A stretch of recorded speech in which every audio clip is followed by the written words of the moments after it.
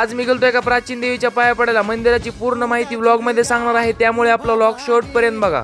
आमरा मित्रांनो, सकाळी सकाळी सगळे घरचे मिळून निघालात बघा एका प्राचीन देवीच्या पाया पडायला. नंतर एका पेट्रोल पंपावर थोडासा ब्रेक घेतला, कारण गाडीमध्ये डिझेल पण टाकायचं होतं आणि थोडंसं फ्रेश पण होऊन यायचं होतं. तर मित्रांनो, पोहोचलो बघा आपल्याला ज्या ठिकाणी यायचं होते तिथे. ठिकाण म्हणजे अहिल्यानगर जिल्ह्यातील असलेल्या छोट्याशा मोठ्या गावातील मोठ्या देवीचे जागृत देवस्थान आहे. गर्दी वगैरे तर जास्त नव्हती बघा, म्हणून मस्त निघालो पाया पडायला. मित्रांनो, आमचं नशीब किती मोठं आहे ते बघा. ज्या टायमाला आरती चालू होती त्या टायमालाच आम्ही आलो.